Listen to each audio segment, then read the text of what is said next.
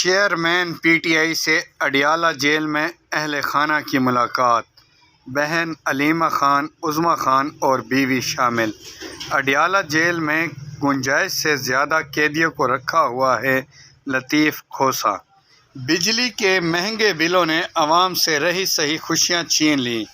عام گھرانوں کے بجلی کے بل 10,000 سے زیادہ آنے لگے۔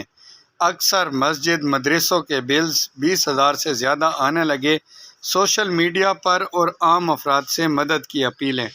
غیر قانونی طور پر پاکستان میں مقیم شہریوں کو ملک چھوڑنے کے لیے 1 نومبر کی ڈیڈ لائن۔ اپیکس کمیٹی اجلاس کے بعد وزیر داخلہ سرفراز بگٹی کی پریس کانفرنس۔ 1 نومبر تک تارکین وطن نہ گئے تو ڈی پورٹ کر کے جائیداد ضبط کر لیں گے۔ چیف جسٹس قاضی فائز عیسیٰ کی سربراہی میں فل کورٹ سماعت۔ چیف جسٹس کے بہترین ریمارکس۔ بڑی تعداد میں عام پاکستانیوں نے سپریم کورٹ کی کارروائی دیکھی۔ نواز شریف 21 اکتوبر کو پاکستان آئیں گے۔ ہم معاشی طور پر تباہی کے کنارے پر بیٹھے ہیں۔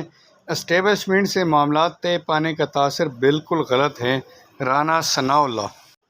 جیل میں چیئرمین پی ٹی آئی کے تحفظ کی درخواست سماعت کے لیے مقرر۔ اسلام آباد ہائی کورٹ نے رجسٹرار آفس کے اعتراضات ختم کر دیے۔ چیئرمین پی ٹی آئی نے عبوری ضمانت خارج کرنے کا فیصلہ چیلنج کر دیا۔ آسٹریلیا نے وارم اپ میچ میں پاکستانی بولنگ کا بھرکس نکال دیا۔ شاداب خان بھی پاکستانی بولرز کا بہترین استعمال نہ کر سکے۔ جواب میں بابر اعظم نے شاندار 90 رنز بنائے اور ریٹائرڈ ہرٹ ہوئے۔